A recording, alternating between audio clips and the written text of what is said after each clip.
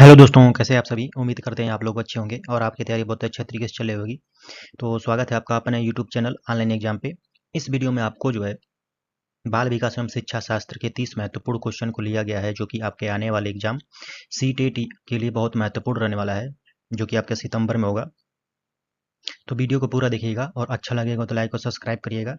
तो चलिए बिना देर के शुरू करते हैं। आज का पहला क्वेश्चन है, कह रहा है कि विकास का कौन सा नियम बताता है कि शारीरिक वृद्धि और गामक नियंत्रण सिर से पैर की दिशा में होता है। तो पहला ऑप्शन है इसमें समीप दूरस्थ अधोगामी सिद्धांत, या शीर्षगामी सिद्धांत, या परस्पर संबंध का सिद्धांत, या एक रूपता का सिद्धांत। तो कौन सा ऑप्शन सही हो जाएगा इसमें? तो इसमें जो है शीर्षगामी सिद्धांत जो कहता है कि विकास का जो होता है, विकास जो है तो शारीरिक वृद्धि और गामक नियंत्रण जो है सिर से पैर की दिशा में होता है। तो इसमें जो है ऑप्शन बी सही हो जाएगा। अगला प्रश्न है इसमें, अगला कह रहा है कि एक बच्चा अपनी उंगलियों से पहले अपनी भुजाओं हाथों पर नियंत्रण करना सीखता है। यह विकास के किस सिद्धांत को दर्शाता है? तो शीर्षगामी, समीप दूरस्थ अधोगामी, या सामान्य से विशिष्ट, या विलोमीयता। तो कौन सा ऑप्शन इसमें सही हो जाएगा?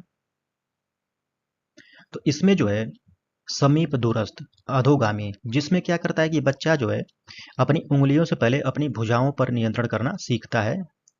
तो इसमें जो है ऑप्शन बी सही हो जाएगा, समीप दूरस्थ अधोगामी विकास। अगला प्रश्न है इसमें, कह रहा है कि किसी बच्चे का विकास किसका परिणाम होता है? केवल आनुवंशिकता का, केवल वातावरण का, आनुवंशिकता और वातावरण की अंतःक्रिया का, या माता पिता की आर्थिक पृष्ठभूमि का। तो जो बच्चे का विकास होता है वह जो होता है आनुवंशिकता और वातावरण की अंतःक्रिया का परिणाम होता है। ऑप्शन सी सही हो जाएगा इसमें, आनुवंशिकता और वातावरण की अंतःक्रिया का।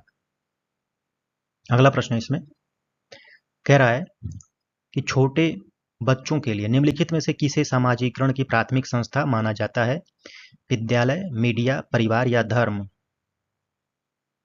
तो इसमें जो है परिवार, फैमिली जो होता है किसी भी छोटे बच्चे का प्राथमिक समाजीकरण की प्राथमिक संस्था मानी जाती है, फैमिली, परिवार।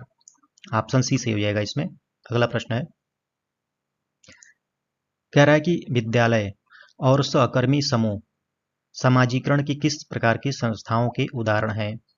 प्राथमिक संस्थाएं, द्वितीयक संस्थाएं, निष्क्रिय संस्थाएं, या कृत्रिम संस्थाएं।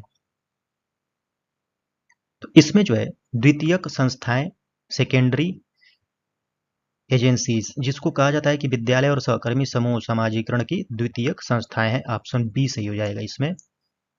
अगला प्रश्न है इसमें, पूछ रहा है कि बाल विकास में संवेदनशील अवधि, सेंसिटिव पीरियड का क्या अर्थ है?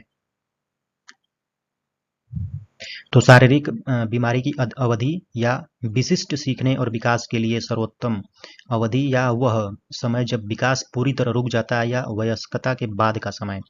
तो यह जो होता है संवेदनशील अवधि विशिष्ट सीखने और विकास के लिए सर्वोत्तम अवधि होती है। ऑप्शन इसमें बी सही हो जाएगा। अगला प्रश्न है इसमें, अगला पूछ रहा है कि जीन पियाजे के अनुसार स्मृति में संग्रहित सूचनाओं के संगठित पैकेट को जो कि दुनिया को समझने में मदद करते हैं क्या कहलाते हैं?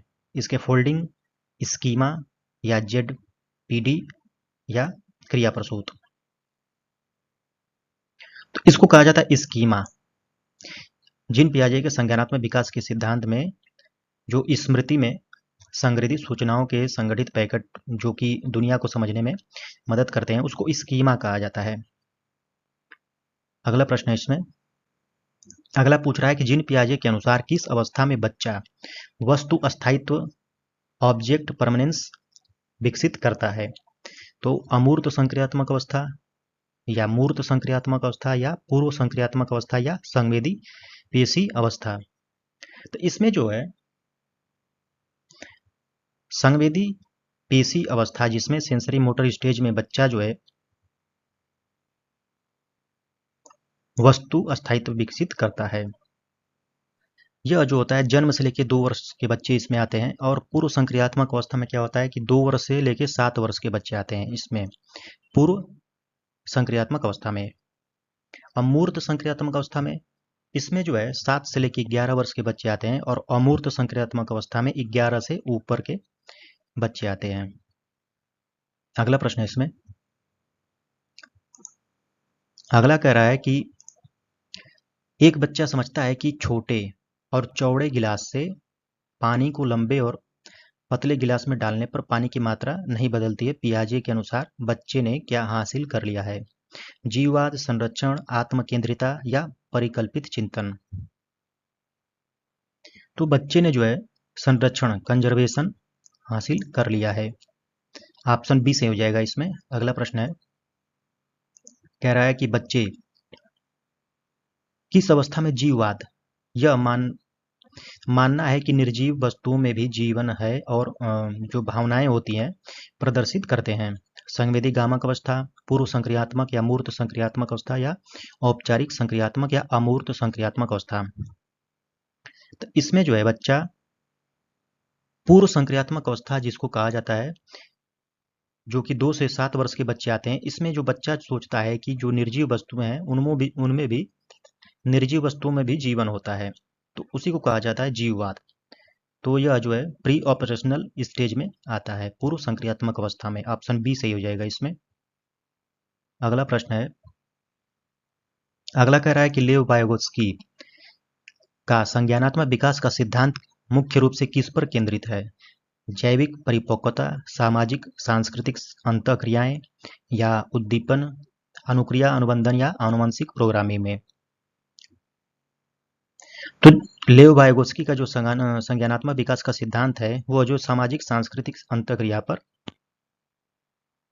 केंद्रित है।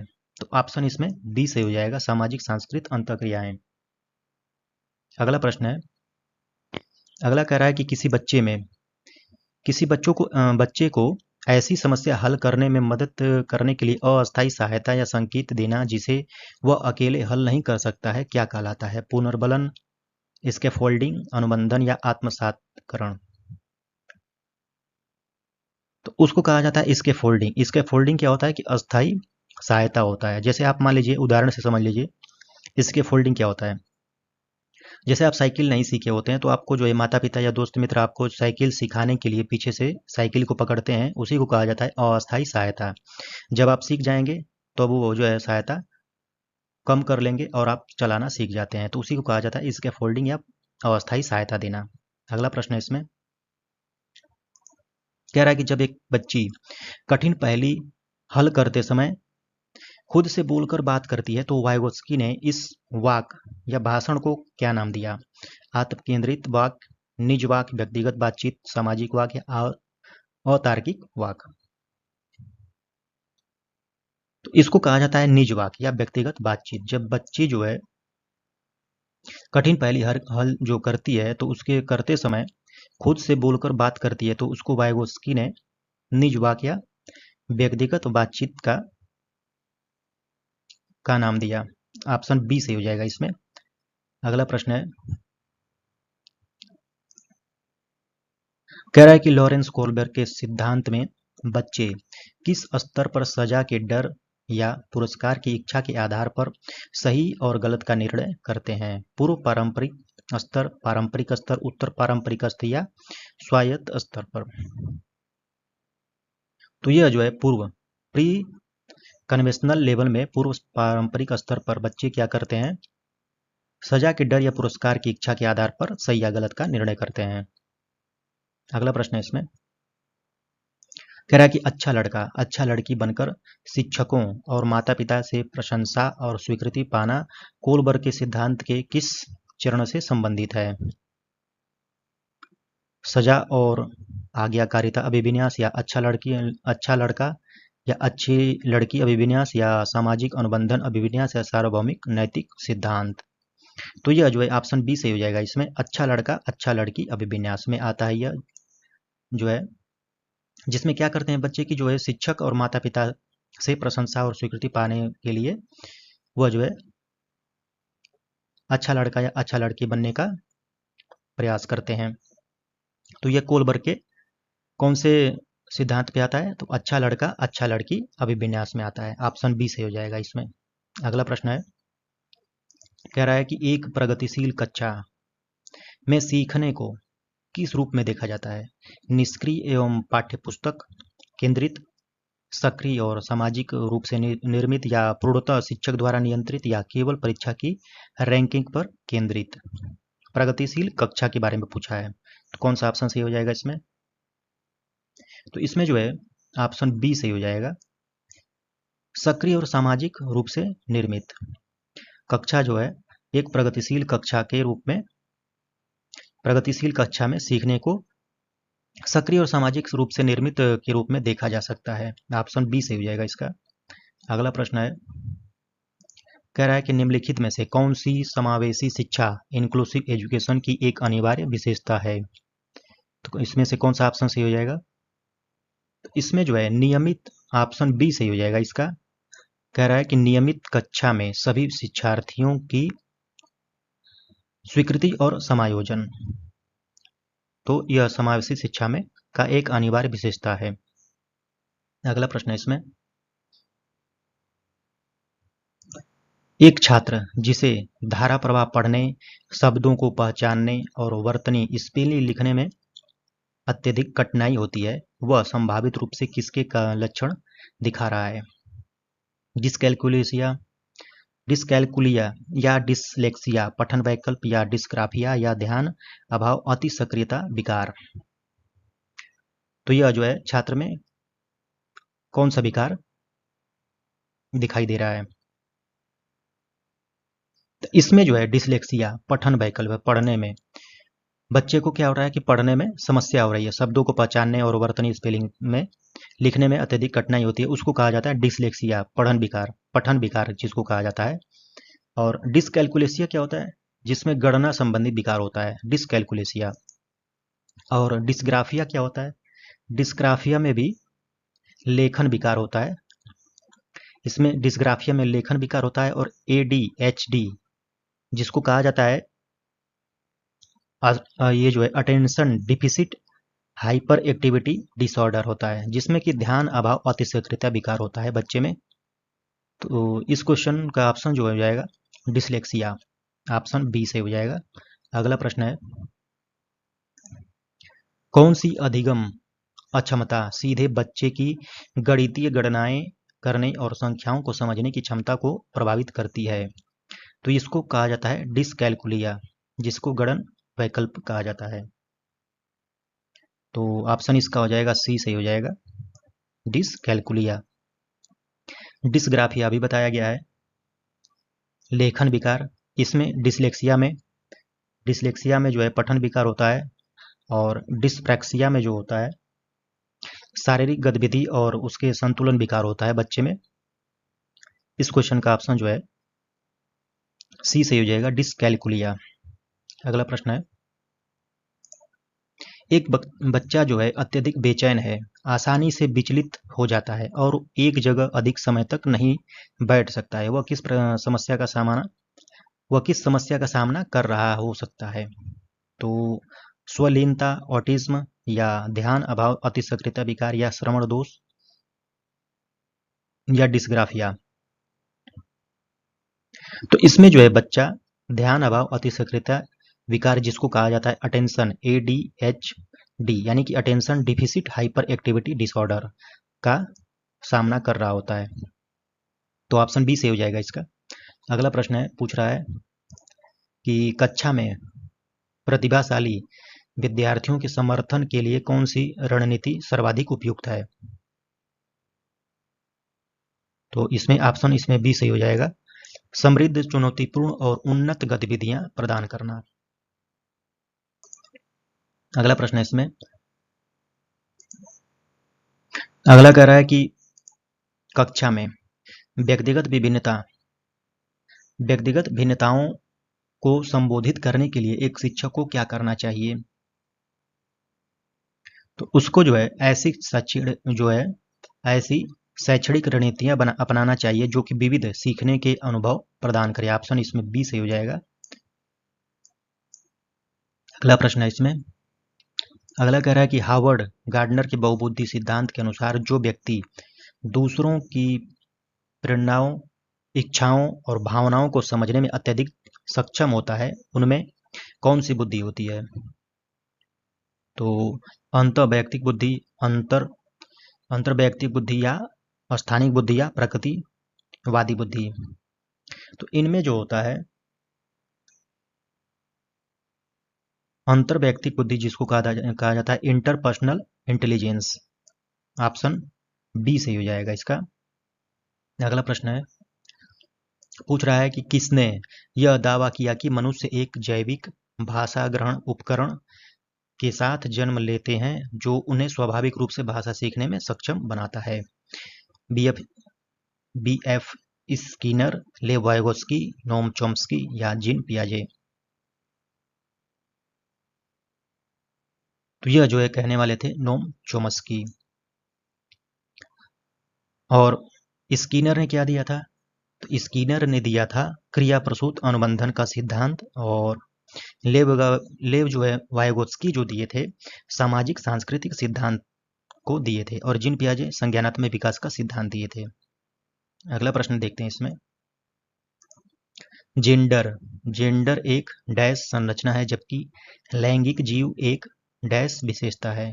तो इसमें से कौन सा ऑप्शन सही हो जाएगा? तो इसमें जो है जेंडर एक सामाजिक संरचना है, ऑप्शन बी सही हो जाएगा इसमें। जेंडर एक सामाजिक संरचना है जबकि जैविक लिंग एक जो है जैविक विशेषता है, ऑप्शन बी सही हो जाएगा इसका। अगला प्रश्न है, कह रहा है एक शिक्षक लड़कों को भारी मेज उठाने और लड़कियों को फूल बांटने में मदद करने के लिए कहता है, यह कार्य क्या दर्शाता है? जेंडर समानता, जेंडर समता, जेंडर रूढ़िवादिता या प्रगतिशील शिक्षण? तो यह जो है जेंडर रूढ़िवादिता दर्शाता है। अगला प्रश्न है, कह रहा है कि शिक्षण प्रक्रिया के दौरान छात्रों की प्रगति की निगरानी करने और सीखने में सुधार के लिए नियमित फीडबैक देने हेतु किया जाने वाला मूल्यांकन क्या कहलाता है? सीखने का मूल्यांकन, या सीखने के लिए मूल्यांकन, या केवल निदानात्मक मूल्यांकन, या मानकीकृत मूल्यांकन? तो इसको कहा जाता है सीखने के लिए मूल्यांकन रचनात्मक, ऑप्शन बी सही हो जाएगा इसका, जिसमें कि शिक्षण प्रक्रिया के दौरान छात्रों की प्रगति की निगरानी करने और सीखने में सुधार के लिए नियमित फीडबैक देने हेतु किया जाता है। अगला प्रश्न है, पूछ रहा है कि राष्ट्रीय शिक्षा नीति NEP 2020 द्वारा स्कूली शिक्षा के लिए प्रस्तावित नई पाठ्यचर्या और शैक्षणिक संरचना क्या है? तो इसका जो है 5334, ऑप्शन बी सही हो जाएगा, 5334। अगला प्रश्न है इसमें, कह रहा है कि एक छात्रा जटिल कठिन गणितीय पहेलियों को केवल इसलिए हल करती है क्योंकि उसे बौद्धिक चुनौती पसंद है और नई अवधारणाओं को सीखना अच्छा लगता है। यह किसका उदाहरण है? बाह्य प्रेरणा, आंतरिक प्रेरणा, या नकारात्मक पुनर्बलन, या अहंकार संलिप्तता? तो यह जो है आंतरिक इनर मोटिवेशन के कारण होता है, आंतरिक प्रेरणा। अगला प्रश्न है इसमें,